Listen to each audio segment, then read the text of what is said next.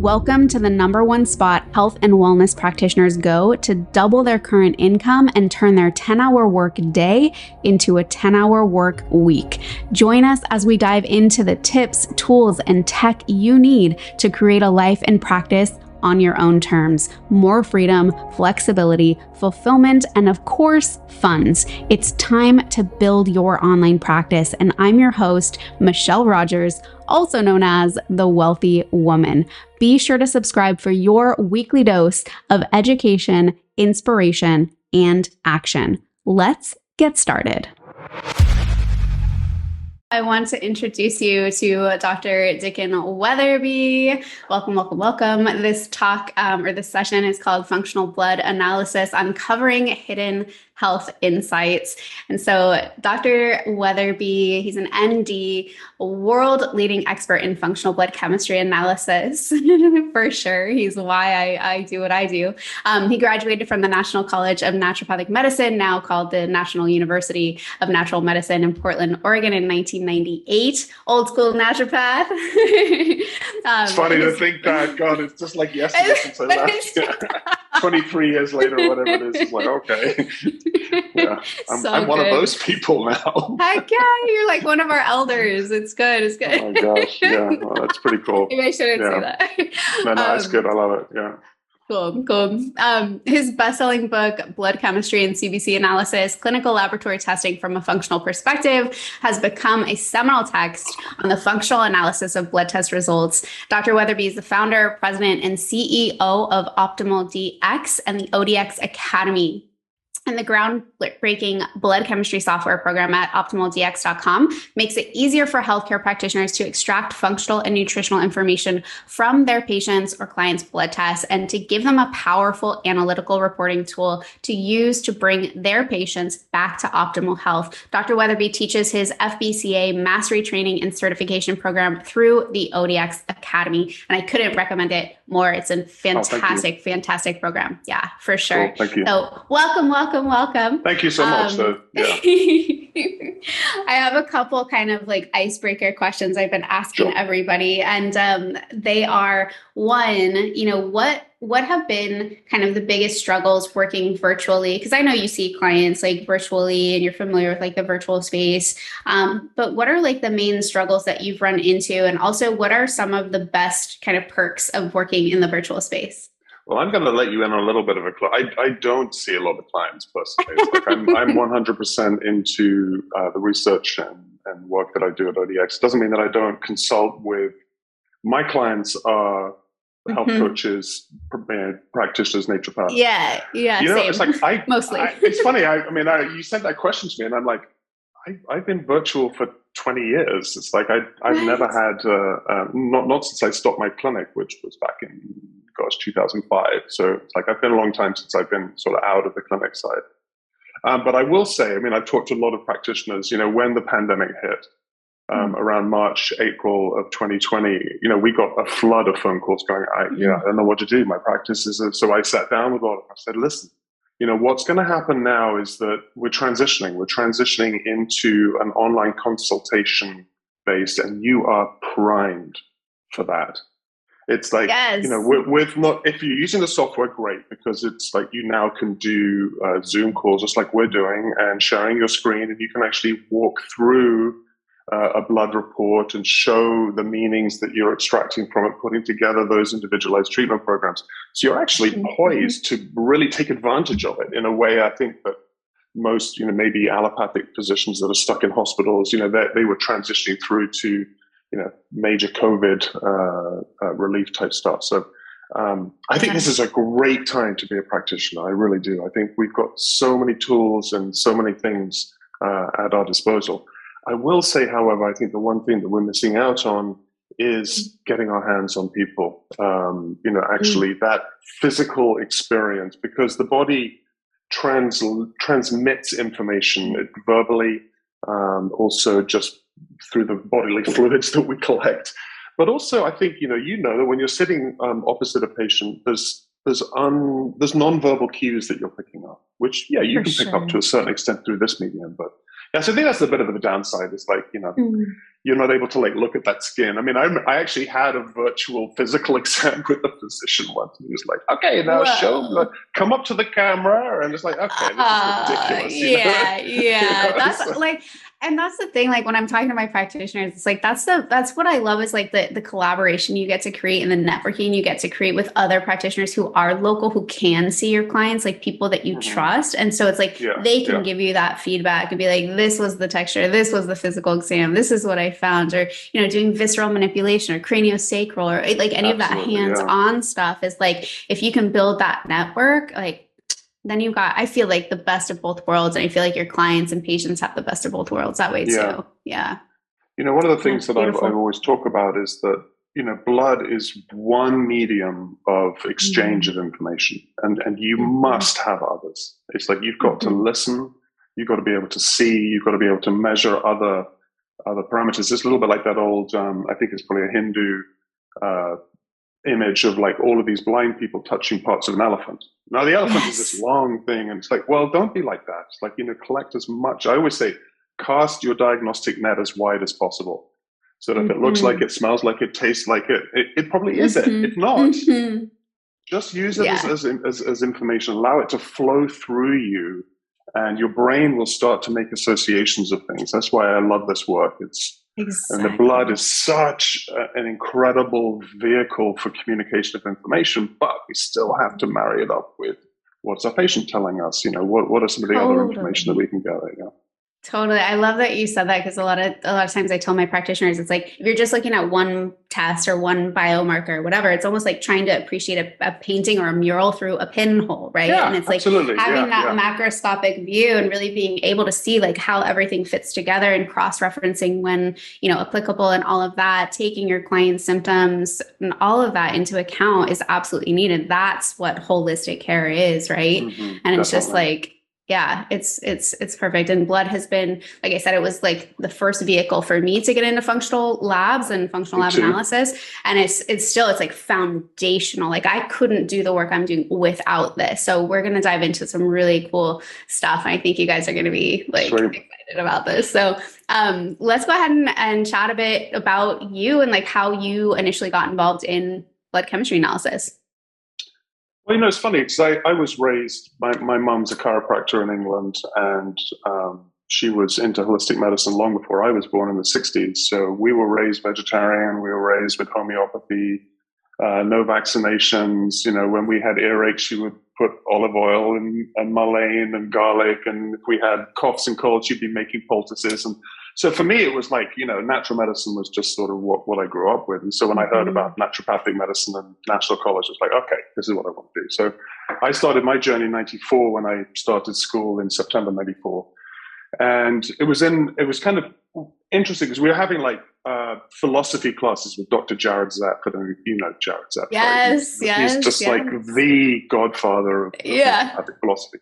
So one night we would have these classes with him, and it would just like be blowing my brain open. And then we'd go into lab science classes, and it was just like, wait, there's a disconnect here between what we're learning around this sort of functional concept, naturopathic concept, and then we were going straight into pathology class, and we were looking at these blood biomarkers from a pathological perspective. And I was like, wait, there must be something different here. So I actually, I remember it's like I went to listen to Dr. Harry Eidner, who was from Biotics Research. He did a presentation in a small little hotel in the airport, around the airport in Portland, Oregon.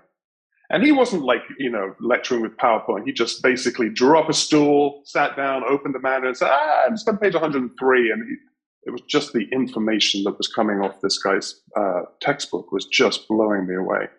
And it was all about how do we look below the surface? How do we see these numbers that we all have available to us and realizing that there's hidden information here?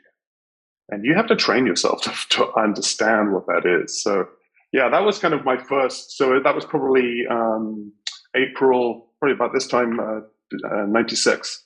And then I started doing it all, in clinic, and I did my senior thesis on blood chemistry analysis. And then when I got out into practice, I was lucky enough to work with a DCND who graduated from National in 74 or something. He was an old-time doc. And he basically taught me everything he knew about lab testing. And I ran his lab for a year and a half.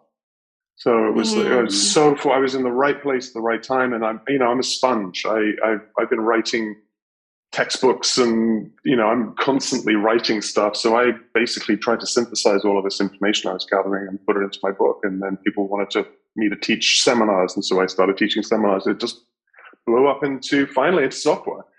So it's just been, since 96. So a long time.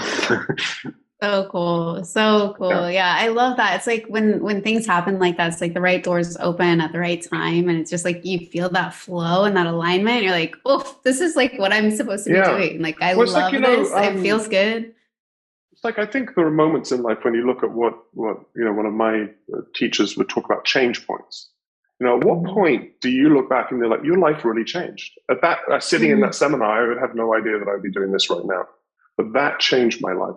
That changed what I was doing, changed my focus, and I think has allowed me to probably steer away from one-on-one patient work, which, I wasn't a very good doctor, I'm afraid. I hate to say it. I'm a much better researcher and analyst and synthesizer. I can do a much better job teaching. I think the patients are much better off not having me as their practitioner. But anyway, it's been an incredible journey, and I'm just, right now, I think we've got over 500,000 blood tests in our software system, which means hopefully that 500,000 functional health reports have been run, that 500,000 patients have had their lives touched. So really, this is about providing you, the practitioner, with a tool that can help make change happen, because we need it. That's the goal, is optimal health worldwide, whatever we can do to do it. And if I'm contributing my little bit to it, then that's good enough for me. Yeah. Oof. Yeah, for sure. And like the software you were saying, it's like, the software is, I don't know how long I've been using the software now. I think a while, at least 7 or 8 years or something. But yeah, it's been pivotal, because it's not just like, yes, it gives you the functional report, but also the information that you have on there about like the different biomarkers. And it's just like, I still reference it, right? It's like, I still reference it, even though I've been doing it for years. It's like, I still go back to those blood things. I'm like, oh, okay, this is out of optimal range or above or below optimal range. What should I look at in addition to all of the things? It's just super, super awesome. So I just want to make one thing very clear to people too. It's like, you don't have to use software. I mean, I just happen to have created a tool. If you want to do it manually, like I did for 15 years, absolutely go for it. We've got tools. If you want to come over to my website, download some tracking forms, we've got it for you. So yeah, please don't feel like the only way to be doing this work is through software. It's not. Yeah, thank you for saying that. I'm a huge fan just like of saving time and energy. And that's what I feel like the software is really, really good at. Exactly. All right, so let's talk about some lab stuff. So commonly people tell us that they've had blood testing done by their doctor, often just a basic chem panel screen, CBC, and they're told that everything is normal, but they don't feel normal. I don't know how many times I have heard this, but so many times from clients and patients. And I'm assuming you see that too. So all the time. Let's talk about that. What does that mean? Let's talk about standard ranges versus optimal ranges, like good stuff. I think the difficulty comes from the way that our healthcare, and it's not really healthcare, it's disease management, is handled in the United States and in Western developed countries. The amount of time that people have to spend with someone to try and help them is very minimal. So if you can imagine you've just run a blood test on a patient and the results come back, you don't have the time and the luxury that we do in the type of work that we do to be able to kind of dive deep into what's uncovered by those numbers. So you're really relying on highs and lows, what's high and what's low. And when you really look at how labs work out what something is high and what something is low, it's mathematical. It's not done on health. It's absolutely completely divorced from health. It is a mathematical statistic. So when you look at, let's say, blood glucose readings, so the lab maybe has 30,000 blood glucose tests that comes back. There's a whole wide range of values that come in. They throw out the outliers high and low. And then they look at that subset of numbers and they go, all right, so 2.5% of the population will be considered high and 2.5 will be considered low. That's it. That's what that number means. And so if you're 95%, you fall in the middle of that, you're considered normal. And we know from the work that we do that normal is not optimal, because you can walk around, you can be ambulatory with a lot of numbers that are not very good. And I think it's a real shame. So that's the way that standard range is done. The other thing that really irks me is that, LabCorp, which is the biggest lab in the US along with Quest, they have completely different ranges for some values. I mean, they're similar, but they're different. So my joke is, like, you could be in Boston, Massachusetts, get a nice blood draw in Boston. LabCorp tests your blood there. That vial of blood travels to Los Angeles, and Quest does the testing in Los Angeles. Your blood glucose could be normal in Los Angeles and abnormal and it's the same blood. So that's why we need standardized optimal ranges. And so what we do is we look at, if the range is this broad, we tighten it up a little bit, and we go, there is a subset within that normal range that is considered out of optimal high and low. And it's that little difference that makes such a difference in terms of what you're looking at. So that's the work that we do, is through looking at this lens of optimal range, what we call like a physiological range. If we had a superhuman being here and everything was functionally optimal, all their metabolism, biochemistry, and everything was functioning well, their genes were perfect, my hope is that they would all fall within the optimal range. I haven't seen it yet. Maybe we will one day. I haven't seen it either, and I think I've run over 1,200 reports myself. So, sure you have. Yeah. But one thing that I learned from you, going back to like the 30,000 tests, right? That they create this average, then we've got this bell curve average, and like you said, 2.5% on either side. It's like, where are those 30,000 tests coming from? It's coming from an unhealthy population, right? Like you're saying, really, because like the masses are not optimally healthy. So we're basing these averages, these standard ranges on an unhealthy population. And then, of course, as you probably know, there is some influence from the pharmaceutical industries as well, as far as ranges go. And so it's like, we need to have those optimal ranges. One of the things, having done this work for such a long time, is that you will actually start to see that in some situations, the reference ranges are starting to be influenced by research. And blood glucose is a classic one of those. When I first started, I think the high normal was about 115. Now they've really realized, there is this concept of pre-diabetes. There is a state of physiological dysfunction called pre-diabetes that actually has, blood biomarker changes associated with it. I mean, I would say that that's great, if we can look at pre-diabetes. But the trouble is what do they do about it? Nothing. They don't do anything about it. I mean, if you go look at the American Diabetic Association's dietary recommendations, it's horrifying what they're recommending people. And diet is really one of the main things. Diet and exercise are two of the main things that they're doing in order to keep people away from diabetes. One of my early mentors was a gentleman called Gray Graham, he started Nutritional Therapy Association, and I taught for Gray in my early career. He always talked about this concept called the nightmare of yet. It's like, you don't have diabetes yet. So we're going to wait until you do, and then we'll treat you, because we know exactly what to do. We'll give you drugs, and we'll shoot you up with insulin and all that kind of stuff. Well, I don't want to wait till yet. And so the work that we do is about, how do we identify this dysfunctional state that is early, and how do we use diet, lifestyle, exercise, nutrition, mindfulness, proper sleep, supplementation, to bring you back to a state of optimal wellness before it's too late. We don't want to wait until surgery. I mean, gallbladder is another issue, right? So people have a lot of gallbladder dysfunction. Well, the nightmare of yet is it isn't inflamed enough that we can whip it out, but we'll wait until it is, and then we know what to do. It's like, no, there's a lot we can do for gallbladders before you whip them out. So much. Yeah, I love that you bring that up. It's like, that's where our magic is really helping people prevent the pathology, prevent the lesions. And there's so much that can be done. So that's why functional labs in general are just so helpful in helping us do that. So I know that a lot of these practitioners are going to be familiar with CBC, chem panel stuff. Sure. So let's talk about some things that you commonly see in a CBC that that might get missed to the untrained eye?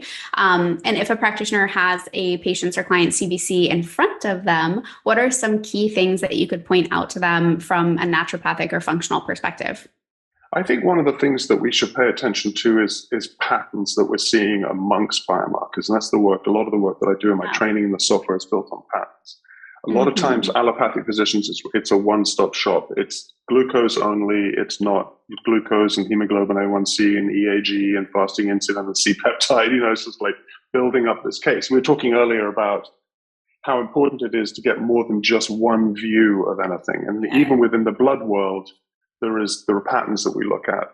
So I teach a training that I call sort of the 10 essential blood tests and 10 things that you can kind of pick up from a chemistry screen.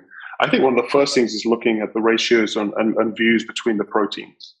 So the main proteins are albumin and globulin, both of which are created and synthesized within the liver. So anytime something's like the liver is involved, it's like, pay attention, because low albumin levels is, an early warning sign of liver dysfunction, and even above and beyond the liver enzymes that we can look at.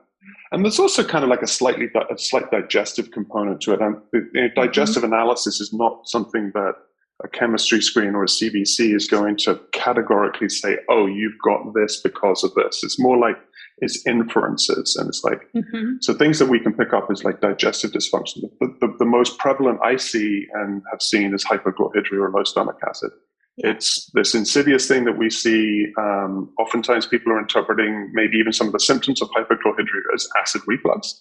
And it's really not. It's just that your stomach lining has been irritated by long-standing low stomach acid. And it's actually quite important to take a look at. So when you see that, you start to see shifts in some of the globulins and albumins and proteins. And there's some other biomarkers as well that we take a look at. Because stomach acid is essential. When we look at digestion as a north to south process, starts in the brain mostly with sort of this sense of smell or anticipation of food. It triggers salivary. I'm getting it right now. Just so, and then, the digestive system gets triggered to start releasing and secreting stomach acid in anticipation of food. When that doesn't happen, it triggers a whole range of problems downstream. And so really identifying and recognizing that iron and B12 and calcium, a lot of these nutrients need an acidic environment to be released and removed from the food matrix that they're part of. So it's an essential thing to take a look at. So that would be something that's kind of one of the first things I look at is sort of globulins.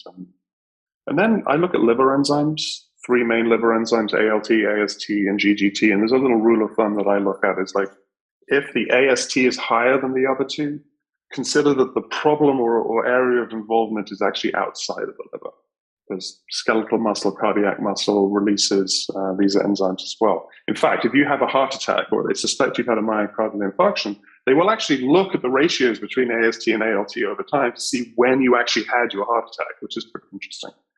And then if the ALT is higher than the other 2, then probably the area of involvement is actually lying within the liver itself. And if GGT is elevated above the other 2, then it's probably gallbladder. It's just like little things like that, just very quick. You can just run your fingers down and go, oh, wow, GGT is at 38. The other 2 are 16 and 22. Now I'm starting to think, well, maybe that upper right quadrant pain that they're having, maybe that's gallbladder. Or, we start looking at bilirubin levels and things like that. I think another thing that I look at is the CBC really, and this is hard because I think a lot of practitioners, not our practitioners, but, Westernly trained medical practitioners, they just don't have the time to be able to fully analyze a blood test to look at things like anemia. So they're coming to conclusions about an anemia based on just the CBC. And that's kind of why I like running things like ferritin, total iron, doing a full iron panel. It just makes sense because so many women are iron deficient. And if you can start correcting that early, don't wait till it's off the charts deficient. Start early and getting them some good food-based iron. Make a huge difference with energy and being able to get up in the morning without getting dizzy. And it truly can change the quality of life when you start addressing from an earlier stage rather than waiting till something's deficient.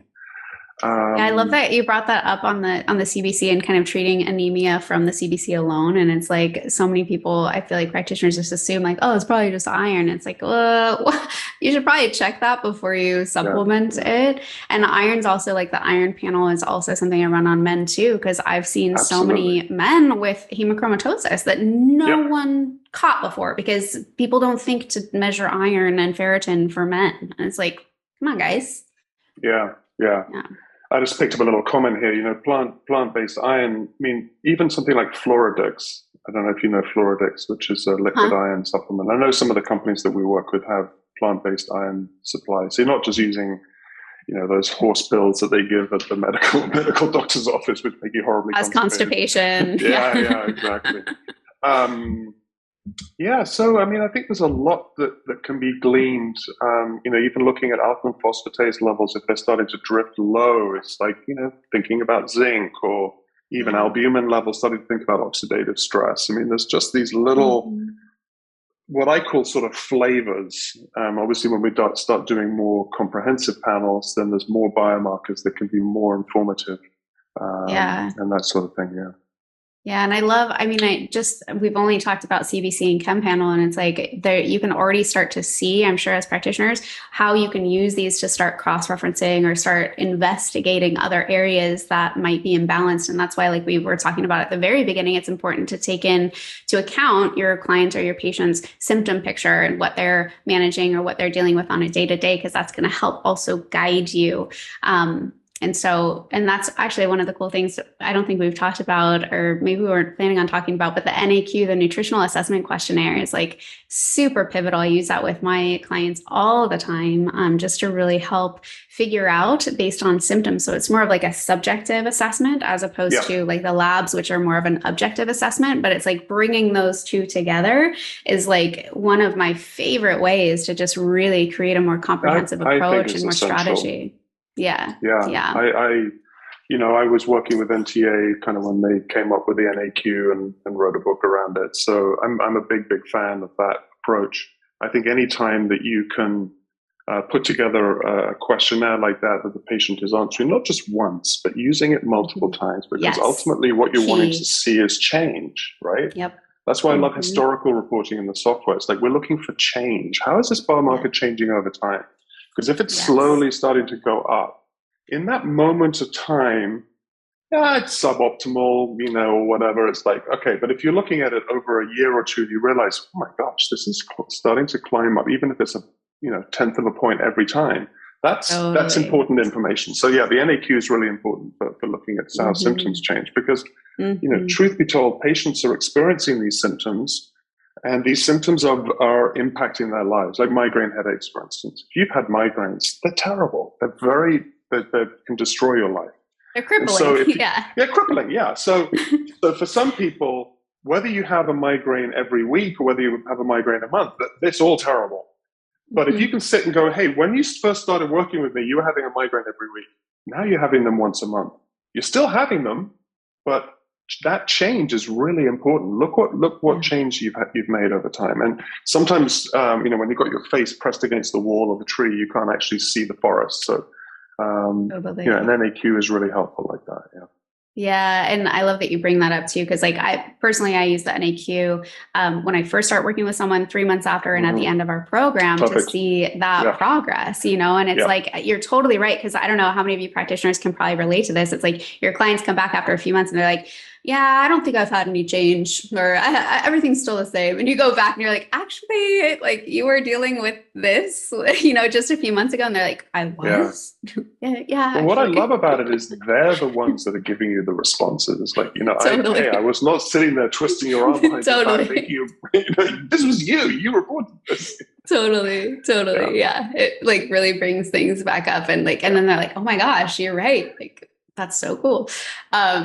Awesome. So can I just bring up a little concept that I kind of talk about a little bit is this concept of what I call gateway testing. Because sometimes the chemistry screen and the CBC, it can give you some really great information. I know you had a Vexia on here before, who obviously is a great provider for blood testing services, but also specialized lab testing as well. And I recognize that blood testing plays a very important role in that first view of what's happening in the body. And there really is a need for further testing or specialized testing. And I was just thinking about one of the patterns that I was looking at is sort of adrenal dysfunction. Now, the chemistry screen isn't great at basically, pinpointing and going, oh, you're in this decompensated phase of whatever, but it can really help by going, gosh, there's adrenal issues going on here. Your potassium levels are off, your sodium levels are off, your DHEA levels are off, your sodium potassium ratio is off. And that's really what I think about as like a gateway to doing further testing. So that would be a great opportunity to do an adrenal stress index, 4 times salivary cortisol with a DHEA, get the salivary cortisol DHEA ratio, get the secretory IgA, rather than jumping into doing those things first. Use the chemistry screen as sort of as what it really is a screen. You can treat presumptively from it, of course, but also you can use the results that you're getting to do further testing. Like if the digestion markers are really coming back strong, do a CDSA or comprehensive digestive stool analysis. Or if the cardiovascular markers are coming back, go do some deeper dive into all of that kind of stuff. So recognizing that it is assessment as it is right now, but it's also leading us to be looking in sort of a deeper direction as well. Exactly. Yeah. And that's one of the reasons why I love it. It's like, it's great for cross-referencing. It's great for confirmation. It's great for like kind of solidifying your story and your hypothesis of what's happening with your client, which is just like, and as you probably know, it's like, when you build up that clarity and that confidence with your client, you're actually relating what they're dealing with or their symptomology to what we're seeing in the objective data, like the labs. Their follow through is so much higher because they're like, oh, okay, this is all making sense. Okay, well, like, let's do this, And that's I love that you brought that up. That's sort of the building of the hypothesis concept, because that feeds into what we were talking about earlier, which is, use every available tool that you have. Use the patient story, use the blood, use urine, and build that case so that, yes, when you kind of sit down with them and do your report of findings, and you can tie all of those things together, that's a real skill, which, you're teaching and showing people how to do, but it is incredibly effective. Yeah.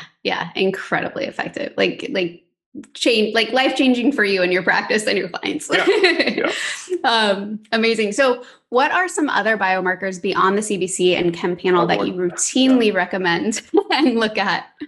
Yeah, it really depends on sort of, I think a lot of it is about what systems or areas of the body that are you interested in. And I think that the NAQ can actually steer a lot of this as well, because if someone's coming back and they've got a lot of blood sugar regulation symptoms and you're seeing that their fasting glucose and EAG and hemoglobin A1C is off, then starting to do some more deeper dive into blood sugar regulation is really important, looking at fasting insulin and C-peptide. The great thing about those two biomarkers is, along with fasting glucose, now you can take advantage of the HOMA2 calculations, which is a group. If people aren't familiar with HOMA2, go over to optimaldx.com. We've got tons of articles on the HOMA scoring. This was out of the University of Oxford, and they came up with an algorithmic analysis of fasting blood glucose with insulin or C-peptide. So you have to have the fasting glucose, but you can use fasting insulin or C-peptide.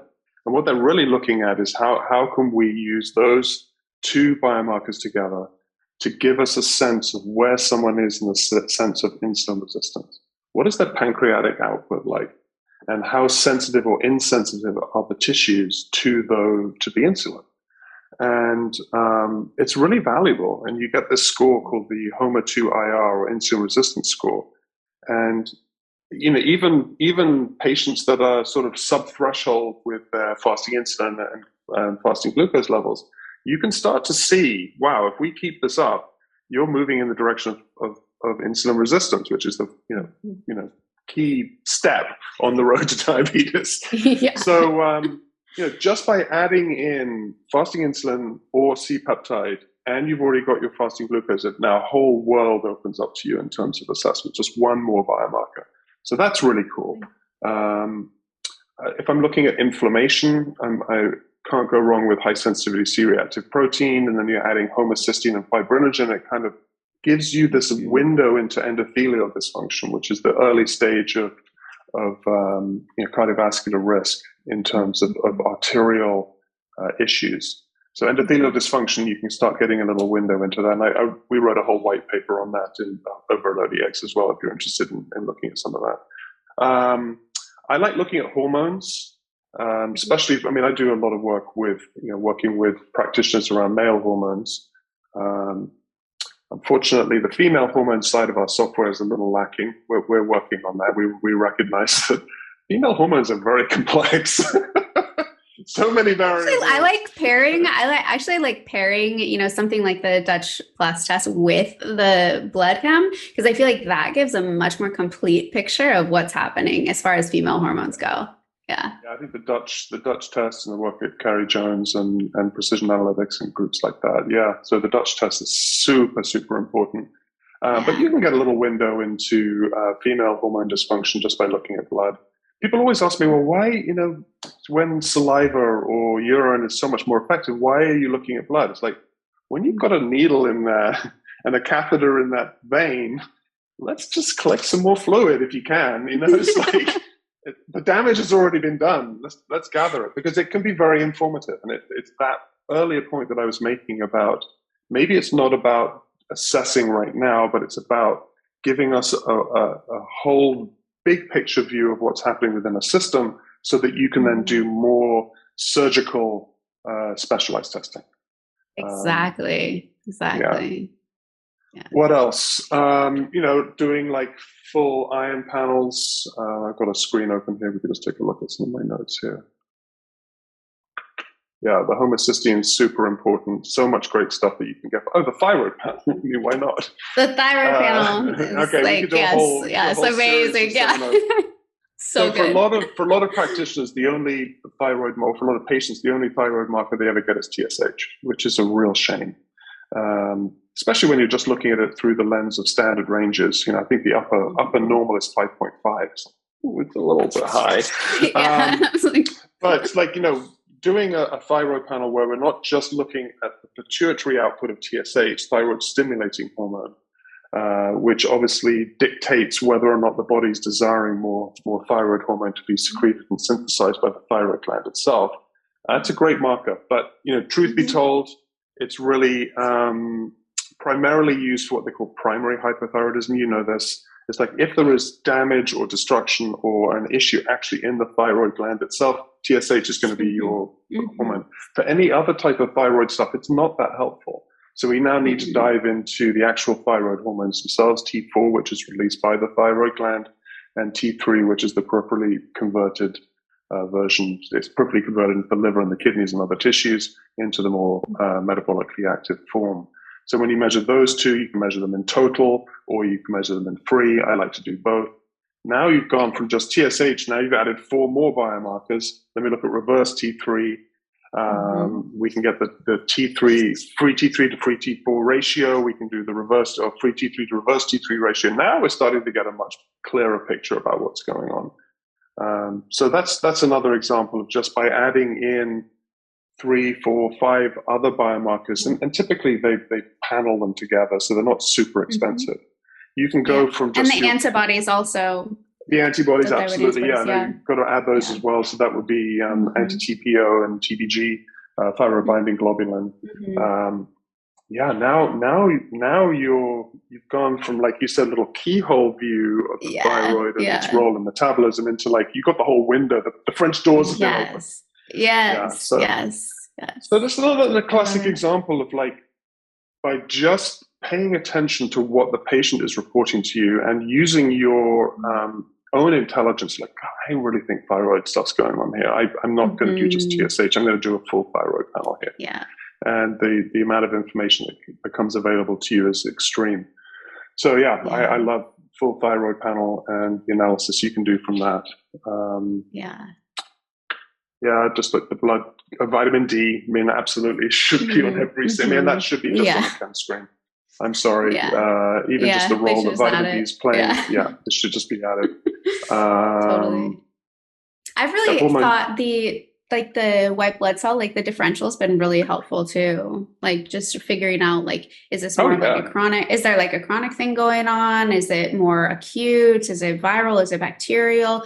You know, even with like the eosinophils and basophils and things like that, that can cue you into more digestive stuff. Like there's so much like cool Yeah. stuff. Yeah, you can extract a lot of juice out of a CBC. You really can. And like you said, Mm-hmm. this just by looking at total white blood cell count and then looking at the 5 sub cells that are part of that, like you said, the neutrophils, lymphocytes, monocytes, eosinophils, and basophils, you've got a nice little window into immune function. So much. Yeah. And then there's like lymphocyte neutrophil ratios, and then some other things that you can do. Looking at, I see a lot of low white blood counts, which is, to me is like, how easy is it for this person to mount an immune response if it were to come their way, especially with COVID and all of the other things that we're dealing with. And that's just on the CBC. There's nothing, there's no special sauce there. That just comes with the old CBC. So yeah, it's pretty cool. Totally. I like to look at some nutrients too. I like magnesium. I think is a good one to review, and then serum versus red blood cell. I think they're both very, very important. B12 would be another one that you would probably want to add. And what ends up happening is that your what do they call a Chem 26 or whatever it is slowly becomes 28, 40, 60, and I think 85. And I actually had my blood drawn the other day, and the guy said, I haven't drawn this much blood since I was in the military. I think it was like 15 vials, but yeah. But you get a lot of good information from there. So much. I just had my blood drawn. I figured out how to do it here in Mexico. I was so excited. They did almost everything that I wanted that I have on my panel. Yeah. So pretty cool. But I guess that answers like my next question, which was, do you get routine blood work done? I do, absolutely. Once a year I get it done. Yeah. Yep. Same. And it's interesting. I'm 52 years old, and it's like I've been getting my blood drawn since I was in my early 30s. So going back and going, wow, talking about historical. So cool, though. Just things that we have to pay attention to. When I hit 40, it was like, okay, metabolism starts to kind of work against you. So those like, how cool is it to actually see that and actually see like, okay, this is where I can start to optimize, or this is where I can start to pivot or refine or kind of put some more focus on or whatever. And it's like, that's the empowerment, right, of having these labs and being able to look at the blood and like see the story that it's telling us. Cause then we don't have to waste our time and energy guessing. We can be like, oh yeah, this makes sense. And this is where I'm going to put my focus. And so it's awesome. Do you have a favorite biomarker or one that you would want everybody to run, something that would be mandatory? Probably vitamin D, but that's an easy one. I really like DHEA for some reason. I don't know. It's a little window, a little blood glucose window, a little adrenal window. I think it's one of those catabolic, anabolic. Yeah, no, absolutely. I think it's one of those hormones that really people don't pay a lot of attention to it. I know, like in sort of what is it called, the adrenal stress index. They just do one value and then they're looking at the ratio with cortisol. But I think in terms of sort of a longevity hormone, I think it's really important. I think it helps to reset that anabolic, catabolic reset in the body. For a lot of people, it's very low. And unfortunately, it is one of those hormones that normal ranges will start to change as you get old. Now, does that mean that the tissues of the body become less needful of it? I don't think so. I think our tissues of our body still are responsive to DHEA. I think the issue is that as we get older, our hormones start to run out of steam and they produce less of the hormone. I remember reading somewhere that maybe even mild arterial sclerosis happening in the adrenal glands could be impacting. If you think about, we get arterial sclerosis in big arteries, but what about small arteries? In the testes, in the ovaries, in the thyroid, in the anywhere where there's a need for blood supply to these high endocrine organs. I don't know. I don't know if that's true or not, but we're trying to find reasons why. At 85 years old, your DHEA output is something like 75% what it was when you were in your 30s. Is that normal? Yeah. I guess I don't know. Yeah. Is it optimal? Right? Is it optimal? Right? Yeah. So we have just like another minute before we dive into Q&A, but I wanted to ask you one more thing. What are 3 things that people can work on that will have the biggest impact on their blood test results? Sleep, I think. Sleep. I'm seeing. I just got an Aura ring for my birthday. I don't know if you know the Aura. Amazing. You know it, right? Oh yeah, for sure. Yeah. The window it's giving me into sleep is profound, and recognizing that how important sleep is for. We just talked about anabolic repair, right? So the body's repairing itself overnight, and as we get older and older, the repair stuff becomes a little bit more difficult.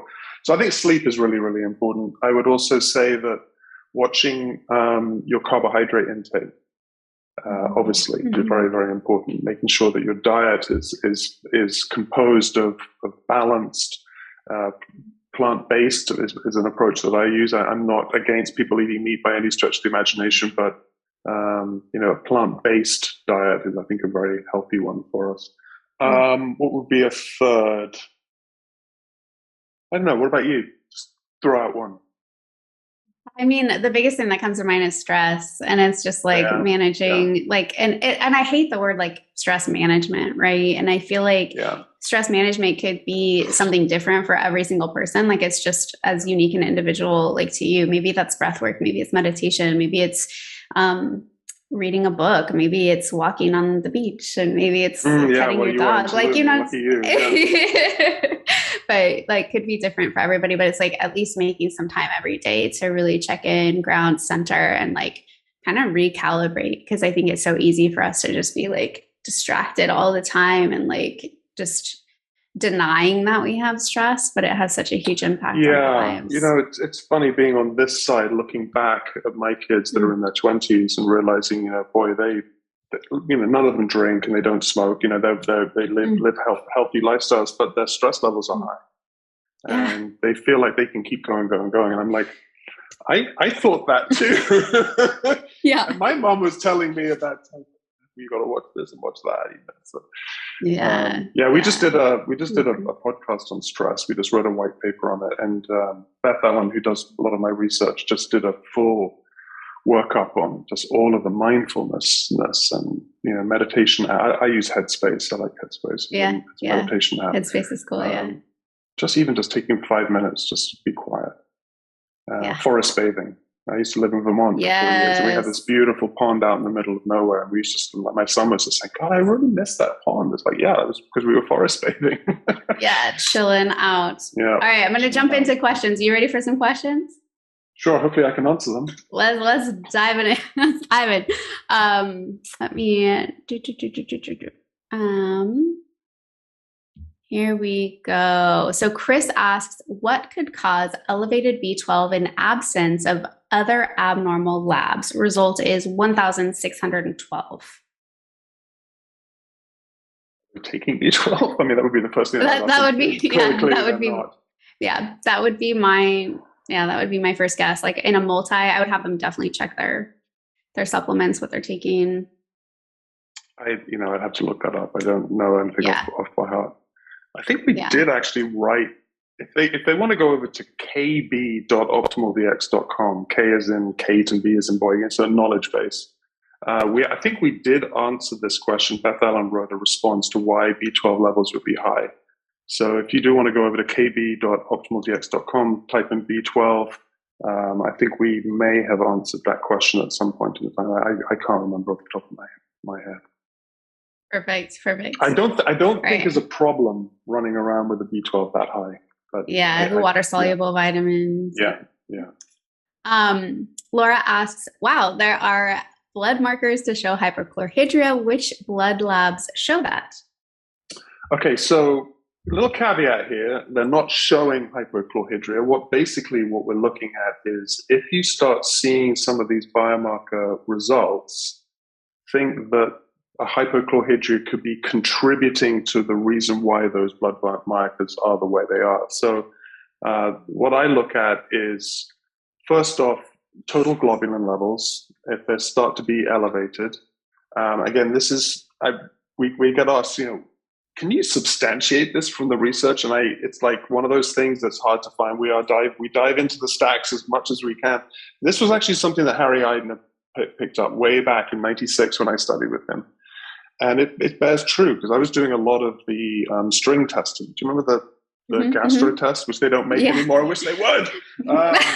But we were actually directly measuring pH of people's stomach. You basically swallow a piece of string and pull it out, lay it on a white piece of tissue and paint it with pH indicator.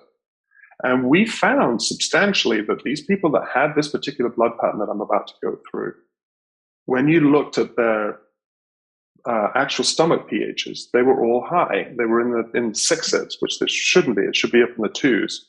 So what we're looking for is increased total globulin. You also might see a shift in the total proteins and albumin levels. You might see your BUN levels start to be a little bit increased, but not enough to be kidney issues, but starting to creep up above 16 for those of us here in the US. Phosphorus levels starting to decrease below 3. And then we're looking at some of these other biomarkers. We talked about earlier how nutrients are affected by stomach acid, and whether or not you have enough stomach acid to be able to break these nutrients free from the food matrix. So we would look at MCV, for instance. MCV above 90 would indicate that there was B12 issues. We know that B12 is an important nutrient in the body, and therefore needs stomach acid on some extent. Calcium levels might be low, below 9.2. Serum iron levels might start to be low. CO2 levels will start to be low. Chloride levels will start to be low. Hydrochloric acid needs chloride.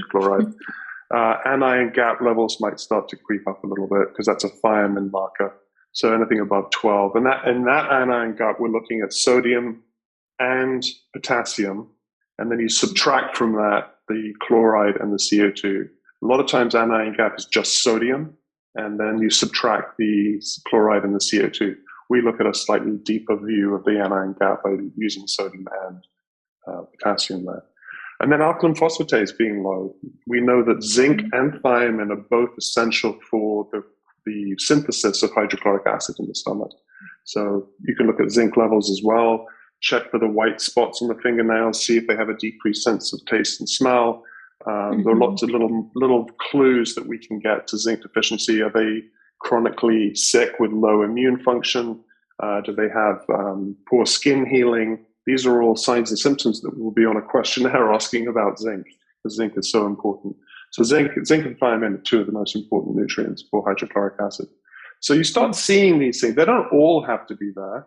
But if you start seeing, and that's where the software, we use an algorithm that actually starts looking at all of these together and starts to quantify them. So if you're starting to see 70, 80% likelihood of probabilities, like start looking at some other things as well. If you're part of Nutritional Therapy Association or have done some of the health coaching, that they look at some of the Chapman reflexes and things like that you can look at on the body. Just ask questions. How is your digestion? Actually, that's not a very good question. You want to get a little bit more specific than that. But more detailed. More detailed. But the NAQ has I think maybe 8 or 9 different questions that we ask around upper GI, just the stomach and digestion, stuff like that. So good. All right, we've got 8 more minutes to answer that was a 11 questions. No, it's good. But it actually led into perfectly this next question, which Amy's asking: where can they get access to the NAQ? Oh, go to optimaldx.com. We have a resources link. If you go to the resource center, I believe we have handouts and things like that. You can download the NAQ for free. Yashika says, can you comment on CK outside of cardiac injury? CK? Well, creatine kinase is actually produced in lots of different tissues. So it's produced in the muscles, it's produced, I think cardiac muscle is produced in the brain. So you have to start looking at what tissues could be responsible. That's why you can actually do, I think it's isoenzyme fractionations of CK. That will tell you a little bit more. So my rule of thumb is if the actual creatine kinase comes back out of normal range, that's a great opportunity to call up the lab, because the lab will keep a blood supply for I think three days. Is that right, Michelle? Yeah, something like that. Yeah, something like that. So they do that because they realize that there might be some results that are coming back that you, the practitioner, want to order more testing on. So call up the lab and ask them to do a breakdown of the different fractionations of CK. Get more specific. Yeah, you can get more specific on that. In terms of, it's not a biomarker that I have a lot of personal experience with, but I do know that it's one of those ones that you can do fractionations of, and that will tell you specifically which tissues are producing it. Perfect. Thank you. Yoshika has another question here. If you do not see improvement in iron deficiency anemia with treatment, do you look at the gut? I would look at the gut. Yes, absolutely. I think the gut probably, while you're treating the iron deficiency anemia, take a look at the gut at the same time, because you know that's the reason why, from a naturopathic perspective, it's the very first thing that we look at is gut health. It's the very first series of body questions on the NAQ are all to do with the gut and liver. So absolutely, I think that's essential. I would also look at magnesium and looking at some of those other accessory nutrients that could be out of balance at the same time. Oftentimes, if there's one out of balance, it could be a lot of other ones. Also, look at what types of iron you might be treating that patient with. Absorption, yeah, for sure. If that iron deficiency is not going away, I think you also have to consider that there might be a bleed somewhere, or do some further evaluation as to why this person is not getting better. Yeah, or even chronic infections. Sometimes I've seen. Yeah. Oh, yeah. Because bacteria like munch up on iron. They love it. Yeah. No, exactly. So there's lots of things that you can look at outside of just that the therapy itself isn't working. Yep. Perfect. Hugh says, where can I get optimal range information? To optimaldx.com. We have a white paper on optimal ranges that we wrote. We have a whole part of our website, a web page that we wrote about the optimal range. So hopefully that will answer some of your questions. We are actually at this point doing like I said earlier, a very deep dive to provide the substantiation behind it, because that's the question that we always get. It's like, well, where do your optimal ranges come from? We're like, well, where are the standard ranges coming from? Nobody ever asks that question. It's like we just take it as gospel that the little H and the L means something outside of whatever it means. So I always get a little bit defensive on that front. But yeah, we're working very hard. We're starting to post more into our blog. If you want to keep updates on our blog, you can subscribe to the blog. I think weekly updates on our research blog, and then also our optimal blog as well. I know that we've just posted up a whole load of research on glucose and some of the blood glucose markers, but we are working our way through, I think, 126 biomarkers to at least provide some substantiation as to why we're seeing what we're seeing. And there is a ton of information out there. It's just most people don't have the time to look at it. Yeah. Amazing. So much good stuff, so many resources. And our BYOP Summit support, Kara, she's popping some of these links in there for you guys so you can check out like the optimal range page, the resources. Yoshika says, question for either of you. I'm seeing many patients lately with increased ETOH alcohol intake. What do you use to replace ETOH intake? I'm not quite sure. Like I'm if someone not is drinking entirely sure. If someone's drinking a lot of alcohol, what do you do to get them to not drink so much alcohol? Is that I don't know. Yeah, is that your question, Yoshika? Could you clarify what that question is, and we'll try and answer it for you. And then Hugh says, what labs do you recommend if patients are financially constrained? Oh boy. I think that you could still just do a very basic CMP 14, I believe, is what they're at right now, and a CBC. I did a presentation for Rupa Health. I know you just did one with Avexia. I would contact Avexia and I would say, what is the cost for doing a CBC? And you want to do it with differential so that they are actually giving you those white blood cells. Which is probably on like $10, literally, like if that, like $10 or $12. Okay. Yeah, it's again. I know that you just cheap. had what is this? Access Medical, their basic metabolic panel, which has glucose, BUN, creatinine, sodium, potassium, chloride, CO2, calcium, and GFR, is $2. Wow. Yeah. Like $2. there are definitely some, yeah. Absolutely. So really work. I mean, I love FBCA. I've been working with Kevin since 2006. I know him personally and I've stayed at his house. And FBCA is an incredible company. They will give you the very, very best pricing available. Rupa Health is another company that I'm familiar with, and they too are providing really amazing pricing. So if a patient is struggling, FBCA may even have scholarships. I don't know. Some of these companies do have a sort of a pool of money that they put aside. I don't know if that's the case or not, but definitely just doing a basic metabolic panel at CBC, and then just get a copy of my book or go to the website. There's still a lot of incredible information you can get out of that. Actually, we'll probably end up redoing these 2 webinars that I've done in the past. One is Hidden Intelligence from the CBC and the CMP. And the other one is the 10 most important additional blood tests. I should probably redo those and get them up on the website, but there's valuable information that you can then use to extract functional data from just the very basic health CMPs and CBCs. Amazing. So good. Okay, one last question. We've got 1 minute. Yetta says, have you seen an association between lower white blood cells and eating a vegan diet? Yes. Yeah. I don't know why, but we see it all the time.